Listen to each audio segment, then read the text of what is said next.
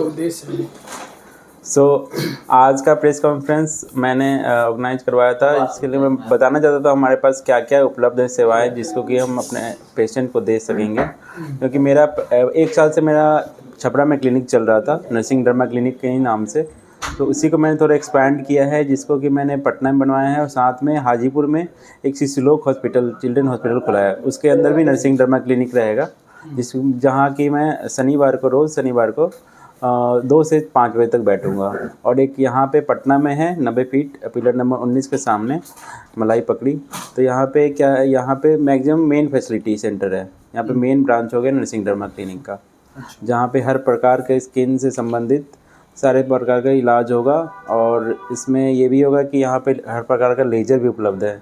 और कुछ दिनों में हम यहाँ पे हेयर ट्रांसप्लांट भी स्टार्ट कर देंगे। अच्छा, अभी फिलहाल में जो गर्मी का मौसम है और गर्मी के मौसम में अभी कौन से वो बीमारी है जो ज़्यादा अभी? बिल्कुल। गर्मी के दिनों में काफ़ी लोगों को बीमारी होती है, जैसे कि दिनाए जो होता है, जो जांघों में, कांख में, इन सब जगहों पे क्लोज्ड एरिया है वहाँ पे ज़्यादा फैलता है। क्योंकि वहाँ पे पसीने ज़्यादा होते हैं, पसीने हो गए, टाइट कपड़ा पहनने हो गए तो वहाँ पे ज़्यादा पसीना एक्युमुलेट होता है, तो वहाँ पे फफूंदी पैदा होने का चांसेस होता है, जिससे कि टीनिया इन्फेक्शन बोलते हैं, जिसको फंगल इन्फेक्शन हो जाता है पेशेंट्स को।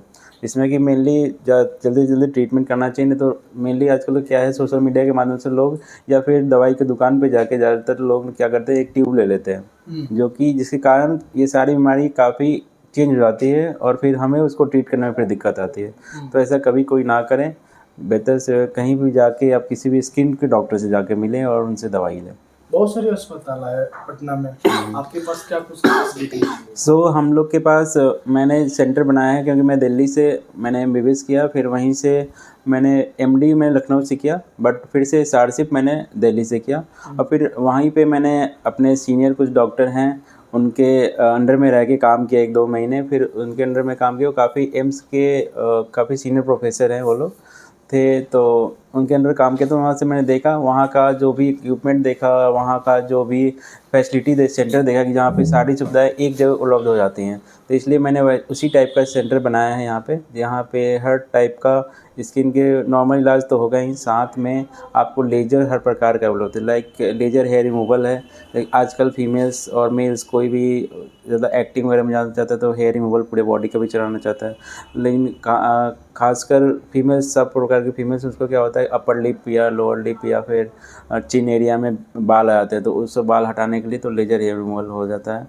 उसके अलावा हमारे पास हर प्रकार का स्कार को हटाना है, एक चिकन पॉक्स स्कार हो गया, पिंपल्स होने के बाद स्कार हो गया, तो इन सब का प्रकार के स्कार को, या चोट लग गया उसके स्कार हो गया, तो इस सब के लिए हमारे पास CO2 लेजर उपलब्ध है। और फिर एकदम से पेशेंट को विदाउट डाउन टाइम, जैसे कि CO2 लेजर से आपको डाउन टाइम तो रहना पड़ेगा, 7 to 10 डेज़ आपको फुल प्रोटेक्शन में रहना पड़ेगा। लेकिन वही अर्बियम ग्लास लेजर है, उसमें उतना प्रोटेक्शन की ज़रूरत नहीं है। आप सेम डे आप ऑफिस लंच टाइम प्रोसीजर है, आप आके फिर अपना काम पे जा सकते हैं। तो बाल की आपने जिक्र किया तो आम सी हो गई है बालों का झरना, कैसे इससे बचा जाए क्या? तो मैं बाल को थोड़ा सा एक्सप्लेन करना चाहूँगा। बाल समस्या, जैसे ही हमारा एज 14 साल होता है, 12-13 साल होता है, तो हमारा बाल देखते होंगे हमारे साइड से ऊपर जाने लगता है। ये इसलिए होता है क्योंकि हमारे हार्मोन्स के रिसेप्टर होते हैं, जिसके कोई कारण ये रिसेप्टर बस फ्रंटोटेम्पोरल से लेके वर्टेक्स रीजन पे होता है, तो यहीं के बाल हमारे जाता है, आप लोग ने देखा होगा। तो इसमें क्या होगा कि आपको साइड के और पीछे के बाल कभी नहीं जाएंगे, वहाँ पे रिसेप्टर नहीं होते हार्मोन्स के। तो जैसे ही हमारा 14 साल एज होता है तो यहाँ से बाल ऊपर जाने लगता है। तो सारे पेशेंट भी आके बोलते हैं सर हमारा बाल तो ऐसे था, अब क्यों साइड से जाने लगा। तो मैं यही बोलता हूँ कि ये तो जाएगा, बिकॉज आपका हार्मोन नेचुरल है, आपका मेल पैटर्न है, मेल पैटर्न ऐसा ही होता है, क्योंकि because of hormones, male hormones, तो ये होगा। तो इसमें क्या करना है, मेनली आपको इतना परेशान नहीं होना है, स्ट्रेस लीजिएगा और बाल झड़ेगा। और आजकल का जो हमारा लाइफस्टाइल हो गया है, दिन भर मोबाइल देखना, बच्चों में देखा है आजकल मैंने बच्चों में सबसे लोएस्ट, मतलब अराउंड ऑक्सीपिटल का नहीं, वर्टेक्स रीजन का एक बाल उड़ा हुआ देखा है 18 साल में। मतलब यहाँ तक का बाल आपका बच्चे में 18 साल तक उड़ा हुआ देखा है। ऐसे 3-4 बच्चे देखे मैंने अभी तक अपने 2 साल के पटना के प्रैक्टिस में, तो ये मैंने देखा है। तो इसमें क्या है, मेनली मैंने देखा है कि आप लोग को ज़्यादा कोई एक्सरसाइज नहीं करना चाहता है। मेनली सब लोग को अपने लिए टाइम निकालना चाहिए, कम से कम 1 घंटा रोज़ एक्सरसाइज करें या कुछ भी खेले। लेकिन ऐसे नहीं कि क्रिकेट खेलने चलेंगे तो आपको एक्सरसाइज नहीं होगा, क्रिकेट में तो कोई एक्सरसाइज होता ही नहीं है। फुटबॉल खेलिए उससे अच्छा, तो मेन है एक्सरसाइज कीजिए, उसके अलावा स्ट्रेस फ्री रहना है। स्ट्रेस लीजिएगा तो बाल और झड़ेगा। दूसरा एक फैमिली हिस्ट्री, वो सब में है, फैमिली हिस्ट्री है तो बाल गिरना है, लेकिन उसको हम प्रोलॉन्ग करते हैं। ये नहीं कि हम बाल गिरना को एकदम से स्टॉप कर देंगे, कोई नहीं कर सकता। बाल तो आपका गिरेगा, धीरे धीरे गिर सकता है।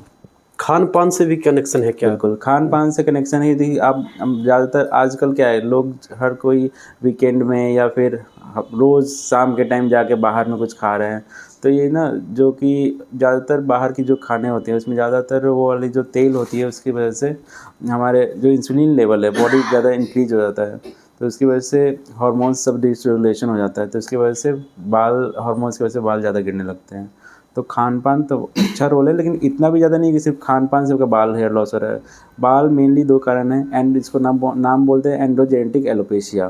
तो एंड्रोजन्स मेन हार्मोन्स, और जेनेटिक मतलब जो आपका जीन्स में है। जीन्स में आपके बाल गिरना है तो बाल तो गिरेगा, लेकिन उसको हम प्रोलॉन्ग कर सकते हैं। ऐसा नहीं है कि बाल गिरना को हम रोक नहीं सकते, बिल्कुल रोक सकते हैं। बजट क्या देखें सर, मिनिमम कितने बजट से आपके पास? देखिए, ऐसा कुछ भी नहीं कि कुछ बजट और पैकेज कुछ है।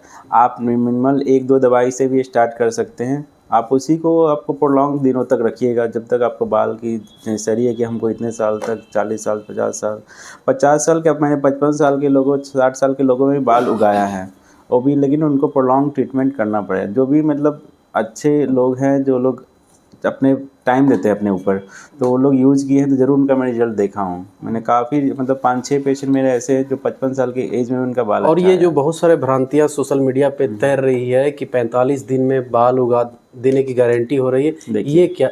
ये जो बाल उगाने के 45 दिन में उग ही नहीं सकता है। हेयर साइकिल 4 महीने का होता है, 3 से 4 महीने का होता है, तो बाल उगने में उतना तो टाइम लगेगा ही। तो उसके पहले हम उगा ही नहीं सकते हैं। कोई ऐसे बोलता है तो बिल्कुल आपको समझना ही चाहिए। आदिवासी जो तेल है उसके बारे में क्या कुछ? वो भी बस ऐसे ही है, वो बाल बिल्कुल गलत बात है। अब मैं क्या उसके बारे में ज़्यादा बताऊँ। उतना बड़े बड़े बाल दिखाते वो हैं बस बड़े-बड़े। वो आई थिंक सब कुछ फेक है आजकल, तो सोशल मीडिया पे कुछ भी आप उगा लो। हम्म। गर्मी के सीजन में क्या पहनना चाहिए? क्योंकि देखिए, गर्मी के सीज़न में मेनली आप ज़्यादातर कॉटन कपड़े पहने, और ज़्यादा टाइट कपड़े ना पहने, लाइक जीन्स वगैरह को थोड़ा अवॉइड कर सकते हैं। ज़्यादातर कॉटन वाले ट्राउजर्स वगैरह यूज कर सकते हैं, बेटर रहेगा आपके लिए। और अपना डस्टिंग पाउडर का जर्नी थोड़ा यूज। बताइए, छपरा से पटना और पटना। सो नहीं, मेरा जर्नी ये था कि मैं अराउंड 2022 नहीं 23 में मैं आया था बिहार में।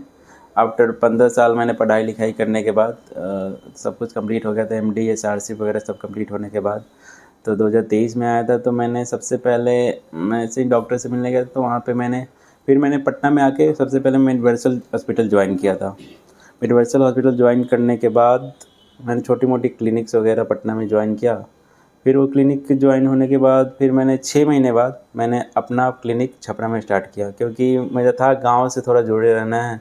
और पापा लोगों ने बोला तो मैंने पापा के नाम से ही अपना छपरा में स्टार्ट किया नर्सिंग डर्मा क्लिनिक। तो उसके अराउंड 1 साल 4 दिन बाद मैंने पटना का सेंटर डाला है। 30 तारीख को ओपनिंग हुआ था इसको, 30 अप्रैल को अक्षय तृतीया के दिन। और उसी के 4 दिन बाद एक सिसिलोक हॉस्पिटल वहाँ पे खुला है, वहाँ पे भी मैंने नर्सिंग डर्मा क्लिनिक डाला है। तो 3 जगह अभी तो इसका सेंटर हो गया है। अभी यहाँ का जो क्लिनिक है इसका लोकेशन आपसे कॉन्टेक्ट कैसे कर सकते हैं? सो यहाँ पे मेरा काफ़ी मेन रोड पे ही है, यहाँ पे 90 फीट रोड पे मलाई पकड़ी से अराउंड 500 मीटर आगे पिलर नंबर 19 के सामने ये मेरा नर्सिंग डर्मा क्लिनिक है। एक पर्सनल सवाल, चैनल के माध्यम से अगर कोई कांटेक्ट करना चाहता है तो उनके लिए कुछ विशेष छूट? बिल्कुल, बिल्कुल, यदि आपके चैनल से कोई आना चाहे तो हम उसके लिए कुछ अराउंड 20% डिस्काउंट ज़रूर देंगे। Thank you.